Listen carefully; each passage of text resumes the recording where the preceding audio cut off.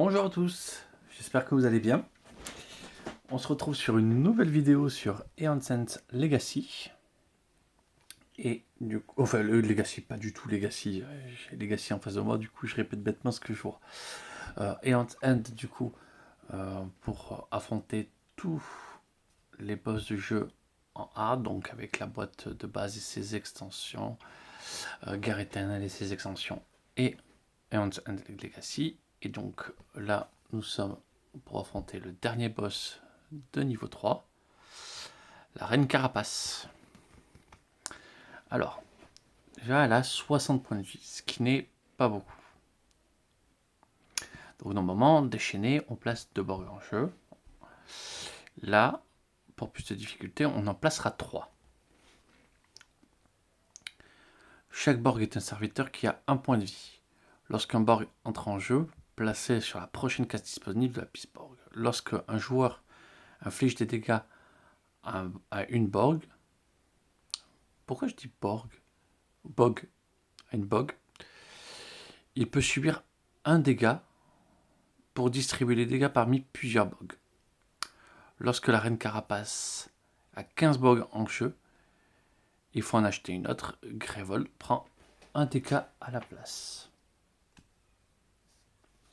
Et donc elle aura une capacité qui pourra permettre de faire essaim.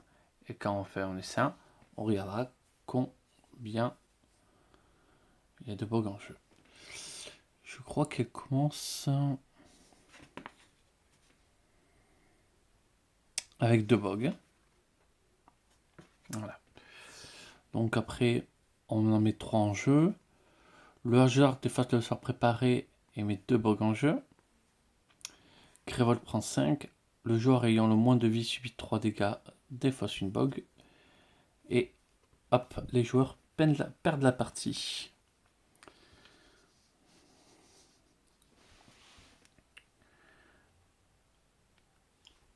Donc, il va falloir pouvoir les contrôler. Donc, ces cartes niveau 3, elle fait un dessin. Bon, jusque-là, ça va. Placer une bog en jeu pour chaque 4 ordres de tour dans la défausse ordre du tour. Donc, entre 1 et 2. On verra si on est chanceux. Un joueur subit 4 ou on fait un essaim 2 fois. Normalement, ça devrait être suffisant parce qu'il n'y a pas de spire. Donc, si avec un peu de chance, je prends pas trop de spire, je vais pouvoir avec mes... pour le début de partie, avec mes étincelles, pouvoir les gérer. Ensuite,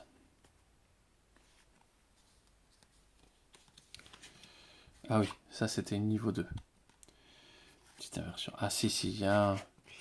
S'il y a au moins une bog en jeu, tous les dégâts infligés à ce serviteur sont annulés. Ok, lui c'est dans le pénible. Voilà, lui, il va falloir vraiment peut-être même lui conserver des dégâts pour lui. Donc ça on l'a lu. Perdez 4 charges. Reine Carapace S1, déchaîné, et après RE-S1. Bon, ça il va falloir prendre des charges. Donc avoir un jeu qui joue autour de la charge, ça peut être intéressant. Donc ça on peut pas l'arrêter, ça va déchaîner 2 fois. Donc on prend 6 bogs en jeu de purée. Défausser. Ah oui, donc immédiatement. Défausser la moitié des bogs en jeu arrondi au supérieur. Grévol subit 2 dégâts par bog ainsi défaussé. Et après, elle fait un essai.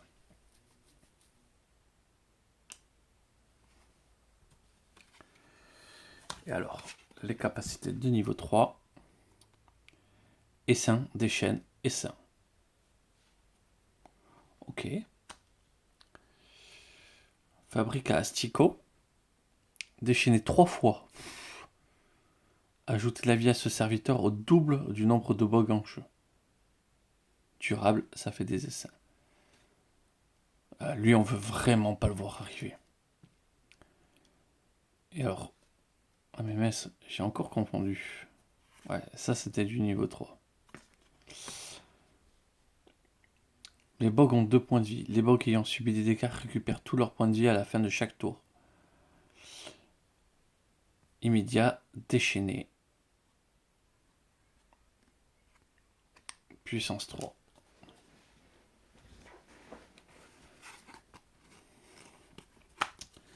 Donc, comme pour le sbire précédent, il va falloir faire des dégâts.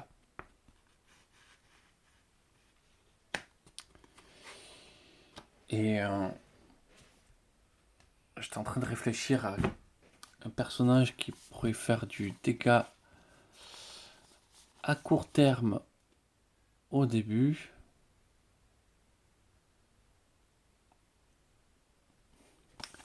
C'est Yank Magda. Parce que Yank Magda, je vais chercher sa carte de départ. C'est Illumination. Lorsque préparé, si vous stabilisez une brèche ou ouvrez une de vos brèches durant ce tour, infligez un dégât. Donc, une fois ça c'est préparé, elle va faire des stabilisations très régulièrement pour pouvoir coller des dégâts.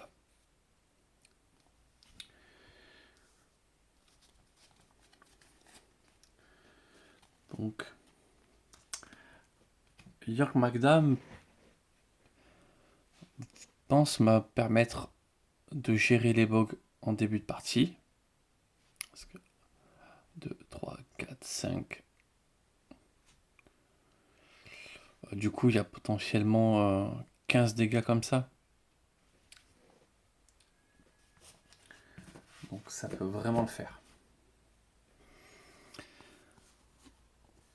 Ensuite,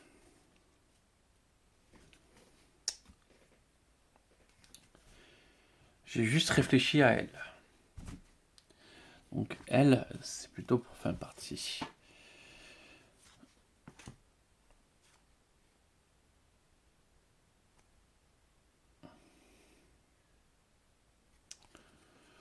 Moineau. Est-ce que ça peut être intéressant, Moineau? Il arrive avec consumé. C'est un sort.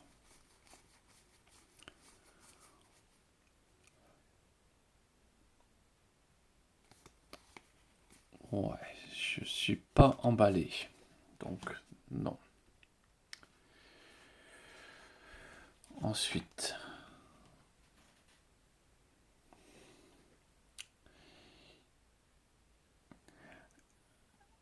Garou, c'est un potentiel. Parce que défausser 4 de vos sorts préparés, infligez 2 dégâts plus 4 supplémentaires pour chaque sort défaussé, librement réparti entre la Némésis et n'importe quel nombre de serviteurs. Ça fait le ménage. Oui. Adelaide, je ne suis pas si sûr. Il dira, j'ai pas envie de revenir tout de suite dessus. Rive, Jex, Kilius. Ah. Relaison Kilius.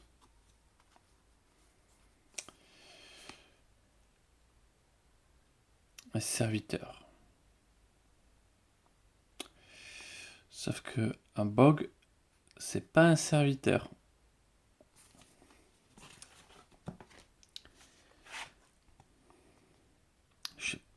Si chaque bog est un serviteur qui a un point de vie, eh bien je vais enfin tester Kilius. La tester.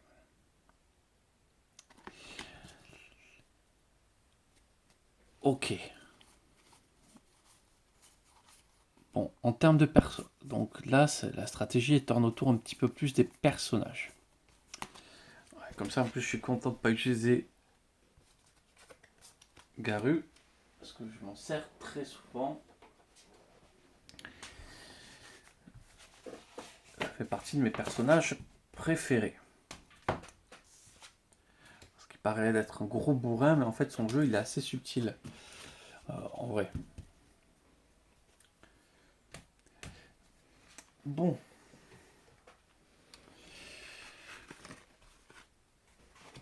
Donc, on va ranger ça. Tac, tac, tac. On va les mettre là. Donc, Yangwada, elle va avoir un intérêt de stabiliser ses brèches. Kilius, regardons ça de plus près, parce que 2 brèches ouvertes dès le démarrage. Brèche niveau 3 très fermée, fermée pour la niveau 4.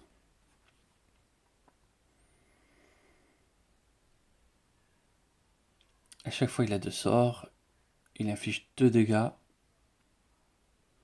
pour chaque jeton trophée en sa possession. Ça va pouvoir faire assez mal quand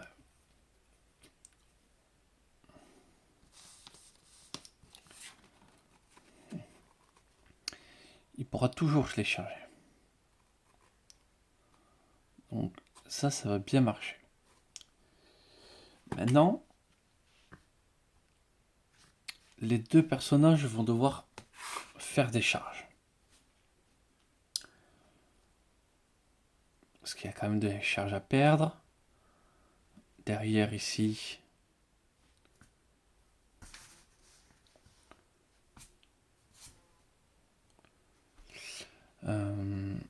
donc ici, si vous acquérez n'importe quelle carte de la réserve, si vous avez 4 brèches ouvertes, un allié acquiert.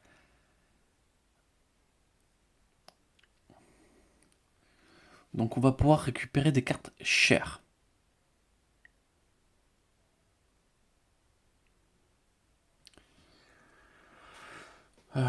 Qu'est-ce qu'on voudrait récupérer des trucs chers qui cassent des bouches?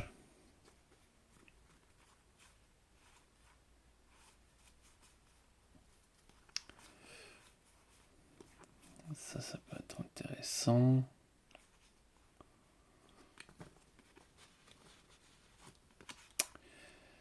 C'est pas si incroyable.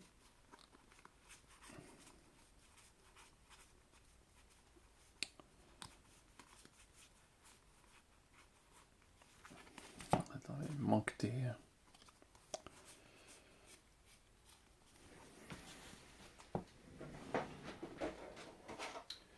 Il manque des reliques sur...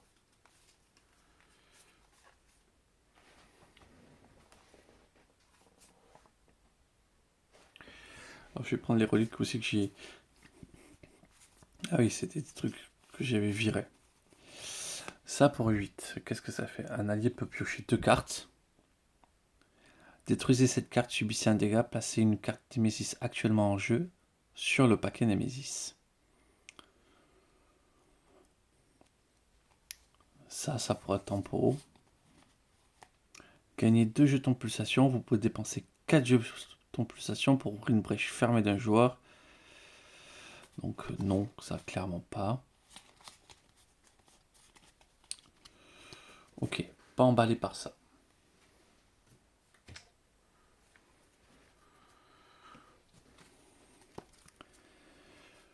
Je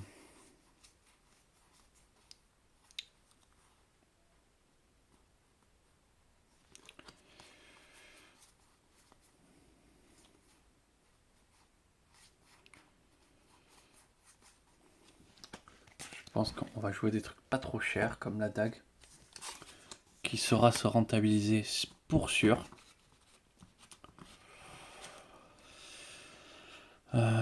Ça pour gagner une charge,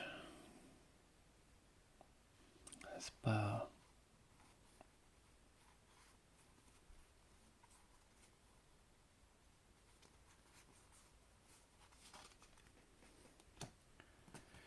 Est-ce que, tiens, je jouerais pas avec cette idée de transmogriffé?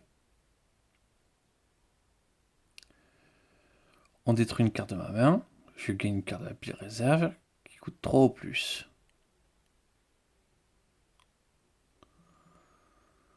Donc c'est une façon de générer de l'économie.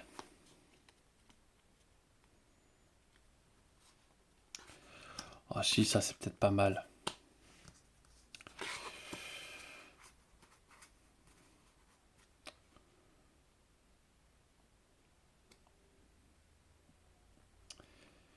détruire 2 cartes de la défausse pour piocher.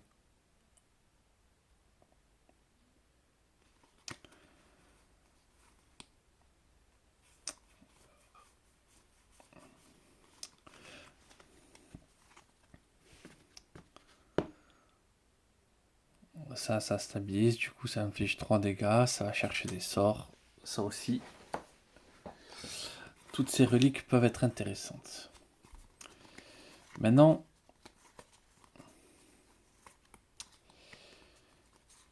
si on joue un tour de Kadir, et de ce qu'elle peut nous apporter. Un deck léger.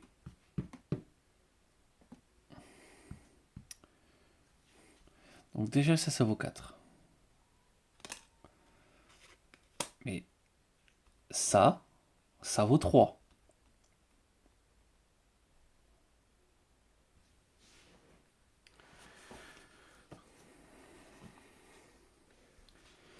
Donc ça permet de faire le ménage. Donc ça c'est un serviteur du pack Nemesis, donc ça marche pas. Ça a Yokmada qui permet de gagner des charges comme ça, c'est tranquille. C'est intéressant.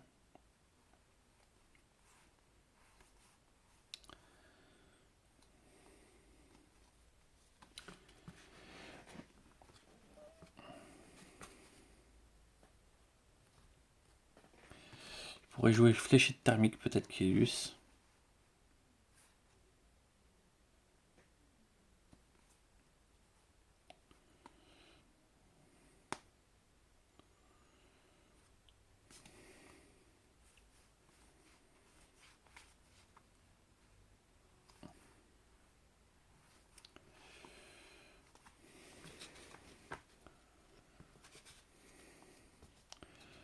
Là aussi c'est un sort qui peut être assez intéressant.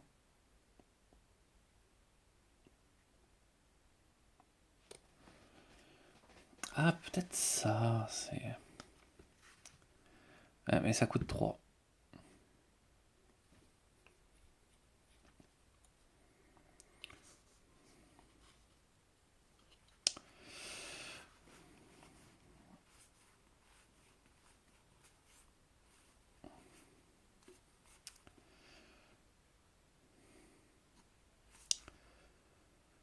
Ça aussi ça coûte 4, c'est dommage. On a quoi comme sort qui coûte 3?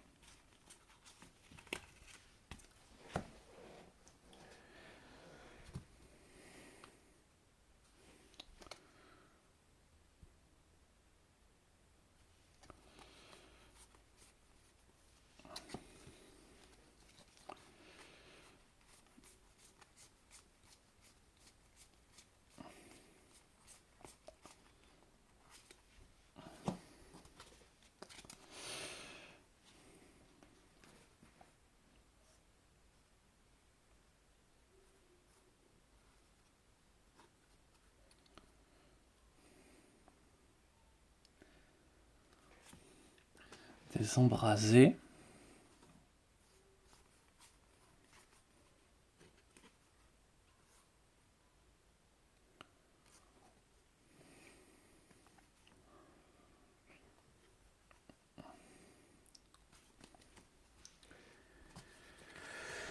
Ok.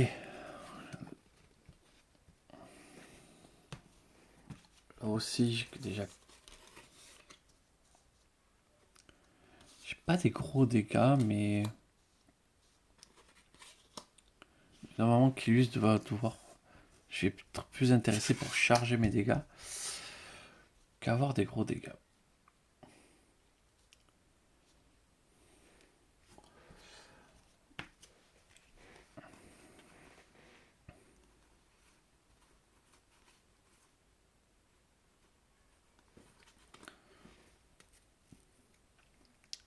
Ça, c'est vraiment pas mal. Parce que, en gros, ça fait une charge à... mais qu'une fois.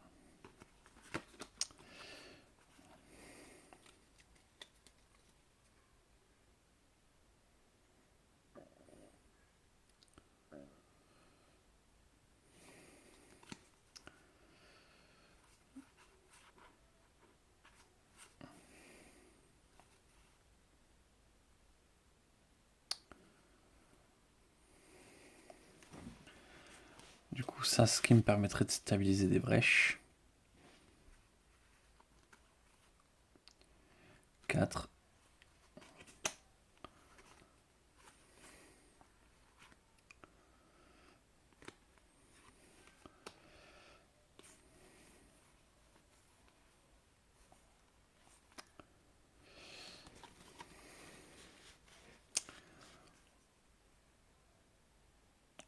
Réduire un serviteur au silence, ça peut être intéressant pour gagner du temps.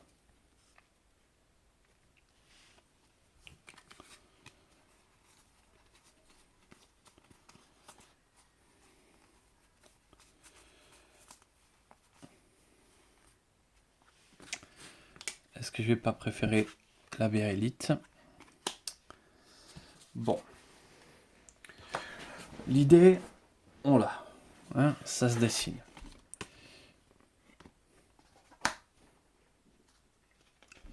J'ai envie de jouer Vortex et transmogriffé. Donc, ça va être assez risqué sur cette question parce que du coup, je peux vite me casser les dents. Hop. Voilà. Hop.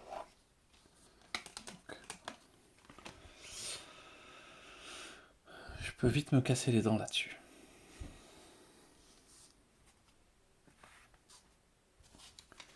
Bon, ça, sur, on le met.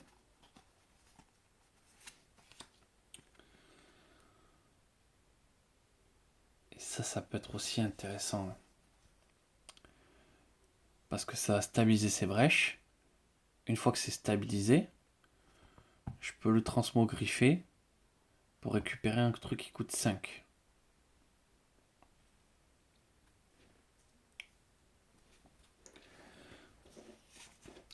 Donc,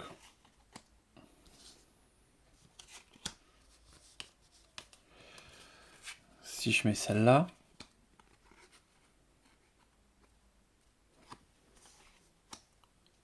ça peut peut-être le faire comme ceci.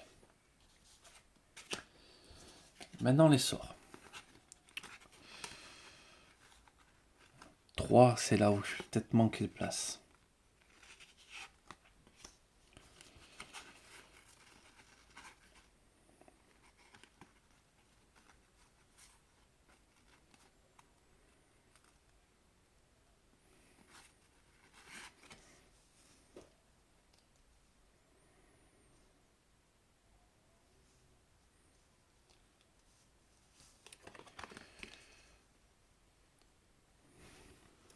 Dire là, mon marché, il est pas si cher que ça.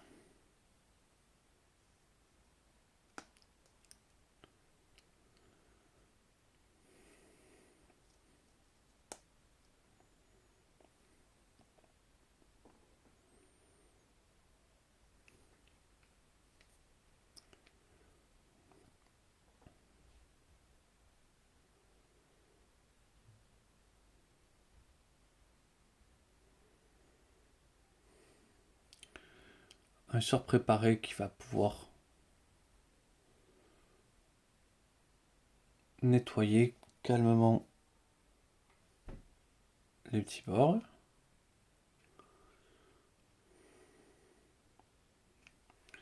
Ça, c'est vraiment pour faire évoluer les étincelles. Ok.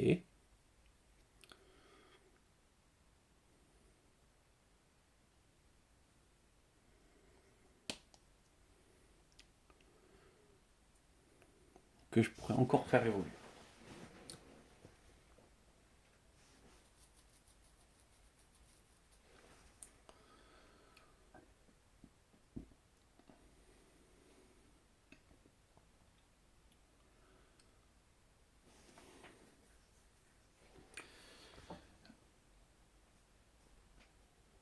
Donc moi, je vais avoir des petits decks. J'ai peut-être pas besoin d'un sort.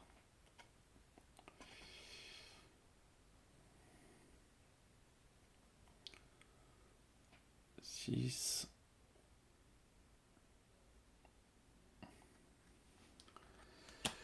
pense que je vais plus avoir besoin d'un sort de dégâts.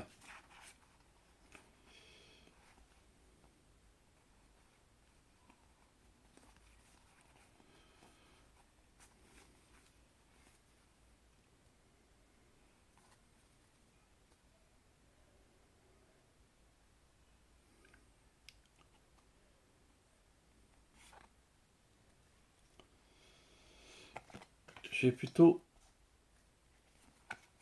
partir sur ça.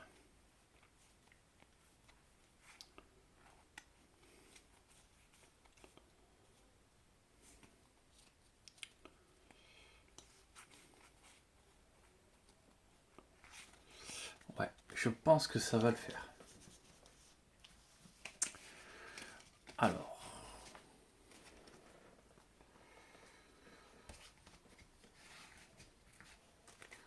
Là, je tente quelque chose. Vraiment, c'est... Il y aura peut-être du travail sur le marché que j'ai fait autour du transmogriffeur. Mais j'avais envie de le tenter. Ici, j'ai de la charge. J'ai un peu de silence au cas où. Ou alors plutôt... Ouais, peut-être même plutôt même que le silence. Je pense qu'il est temps de ressortir la bonne vieille... Hop, comment elle s'appelle déjà?